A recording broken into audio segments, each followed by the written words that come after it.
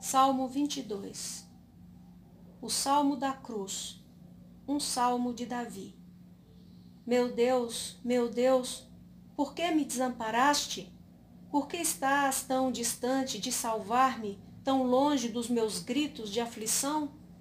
Deus meu, eu clamo de dia, mas não respondes, durante a noite e não recebo descanso. Tu, contudo, és o Santo, és Rei, és o louvor de Israel. Nossos antepassados confiaram em ti, tiveram fé em ti e os livraste. Clamaram a ti e foram libertos. Em ti creram e não se desapontaram. Quanto a mim, sou verme e não mais um homem, motivo de zombaria do povo, humilhado e desprezado pela humanidade. Ridicularizam-me todos os que me veem, balançando a cabeça e gesticulando, lançam insultos contra mim, dizendo: volte-se para o Senhor, que ele o livre, salve-o, se é que lhe quer bem. Apesar de tudo, foste tu quem me tiraste do ventre e preservaste-me junto ao seio de minha mãe. Desde o meu nascimento, fui consagrado a ti. Desde o ventre de minha mãe, tu és o meu Deus. Não fiques longe de mim, pois a tribulação está perto e não há quem me ajude. Muitos bois selvagens me rodeiam, como touros, e poderosos de Bazã me cercam. Rugem como leões ferozes e escancaram a boca contra mim. Eu me derramo como água e meus ossos todos se desconjuntam. Meu coração, como a cera, se derrete dentro de mim. Meu vigor secou-se como caco de barro e a minha língua gruda no céu da boca. Tu me colocas no pó, à beira da morte. Uma multidão de cães me cercou, um bando de malfeitores me envolveu. Traspassaram minhas mãos e meus pés. Posso contar meus ossos um a um, mas as pessoas me encaram com desprezo. Dividiram as minhas roupas entre si e lançaram sortes pelas minhas vestes. Tu, porém, ó Senhor, não fiques longe, força minha, vem depressa em meu auxílio. Salva minha vida da espada, livra o meu ser do ataque dos cães. Salva-me da boca dos leões e dos chifres dos búfalos raivosos. Sim, tu me respondes. Vou anunciar teu nome aos meus irmãos, cantar-te-ei louvores no meio da congregação. Vós que temeis ao Senhor, louvai-o, glorificai-o, todos vós, descendentes de Jacó, reverenciai-o, descendência toda de Israel.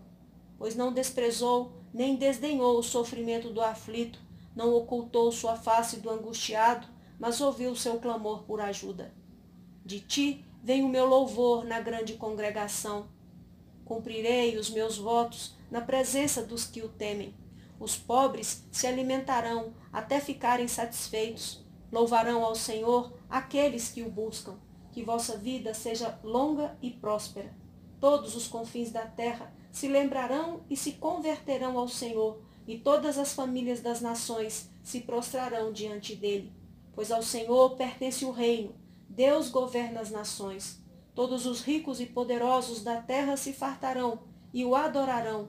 Haverão de ajoelhar-se diante de Deus todos os que descem ao pó, até aquele que não pode preservar a própria vida. Sua descendência a ele servirá e anunciará o Senhor às gerações futuras. E a um povo que ainda não nasceu, testemunhará seus grandes feitos de justiça, pois Deus tudo fez com poder e glória. Comentário do Salmo 22.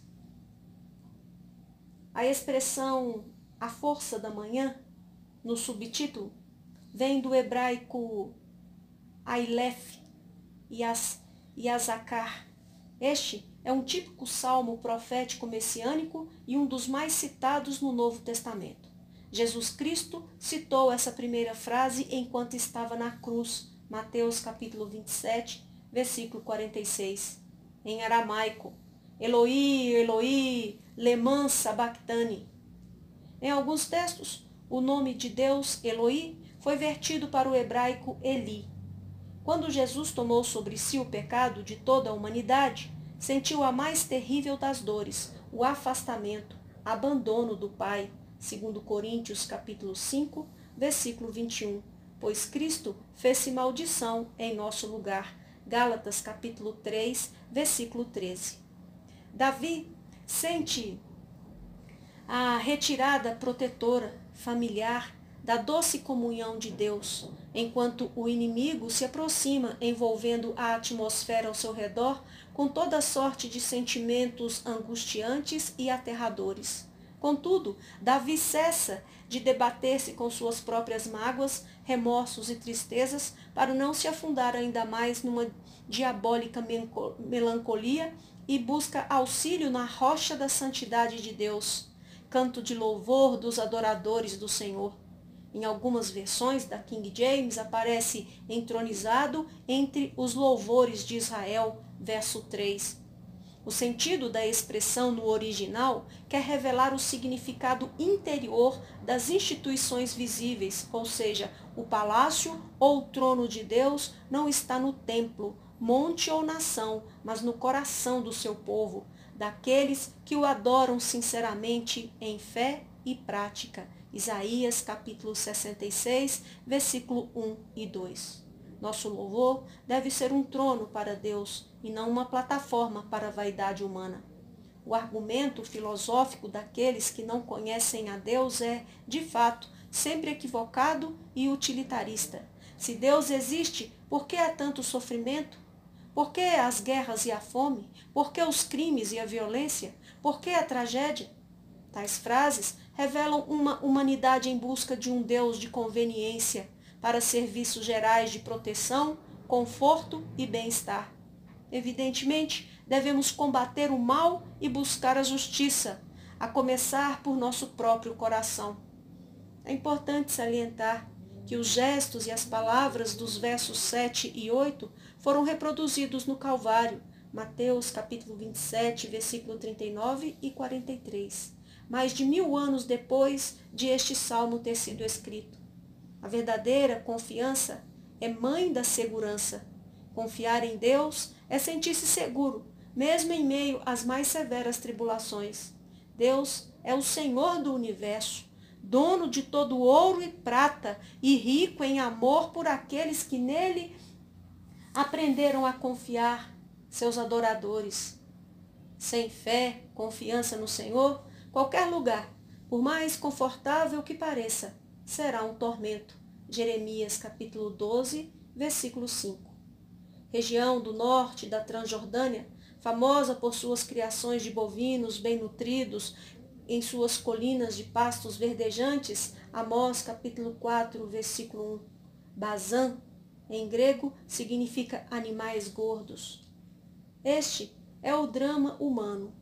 Os fortes contra os fracos, muitos contra um só, os maus contra os bons. A turba é retratada como bestial, touros, bois, búfalos, leões, cachorros, e refere-se à turba humana, quando age com sutileza e falsidade ou com a brutalidade do Calvário.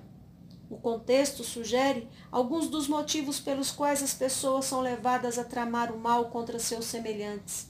A inveja, verso 8. A compulsão de agir motivado por um grupo, versículos 12 e 16. A ganância, verso 18. O gosto pervertido, verso 17. O ódio e desejos destrutivos influenciados pelo diabo, João capítulo 8, versículo 44. A Bíblia hebraica cria uma polêmica ao traduzir a palavra caru, transpassaram, por cari, como um leão. O Comitê Internacional de Tradução da King James para a língua portuguesa entende que no processo de transcrição dos originais a letra iod foi substituída pela letra vav, por serem muito semelhantes. Esse pequeno descuido fez que muitos judeus não aceitassem o fato de este salmo ser uma perfeita profecia da crucificação de Jesus Cristo. Entretanto, as traduções Septuaginta, compilada 2 séculos antes da crucificação, Vulgata, Siríaca, Arábica e Etiópica, rejeitam as vogais massoréticas acrescentadas às consoantes hebraicas muito tempo depois de Cristo e apresentam redação semelhante a King James. Todos os autores dos evangelhos também citaram e aplicaram este salmo à crucificação de Jesus. O autor de Hebreus faz referência a este versículo como sendo uma expressão do Messias de que não se envergonha de nos chamar irmãos, Hebreus capítulo 2, versículo 11 e 12, e que, portanto, fica entre nós e não somente nas alturas. Em sua festa de ações de graças, os pobres, humildes, são bem-vindos para se alimentar até ficarem plenamente satisfeitos, versículo 26. Davi se refere ao banquete da alegria, na chamada festa votiva. A lei mosaica encorajava aqueles que haviam prometido algum serviço a Deus, no caso de serem atendidos nas suas orações e súplicas, a cumprirem seu voto com um sacrifício, a ser seguido por uma festa que poderia durar até 2 dias. Levítico capítulo 7, versículo 16. A felicidade do contemplado nunca deveria ser reservada apenas para si e seus familiares, mas sim compartilhada com seus amigos, servos e especialmente com os levitas e necessitados, pobres. Todos comeriam, testemunhariam os feitos de Deus e cantariam salmos diante do Senhor.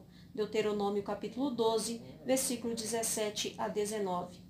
Davi tem a visão da pregação da cruz às gerações de 1000 anos à sua frente. Vê também a grande festa do Senhor, quando os ricos e poderosos se banquetearão com os pobres e humildes, pois todos serão um em Deus. Isaías capítulo 25, versículo 6. O salmo, que começou com um grito de aflição e desespero, se encerra com um brado de glória a Deus que tudo fez, uma declaração semelhante ao clamor do Senhor: está consumado. João capítulo 19, versículo 30. Nós terminamos aqui a leitura do Salmo 22 e o seu comentário. Que o Senhor, nosso Deus Todo-Poderoso, Eterno e Misericordioso, que nunca nos abandona, que nunca nos deixa só, que sabe de todas as coisas, de tudo que nós vivemos, de tudo que nós já passamos e estamos passando. Seja Ele o Deus Todo-Poderoso, o Deus onipresente, onisciente, a te abençoar nessa hora, a te visitar com poder e com graça em nome do Senhor Jesus. Amém.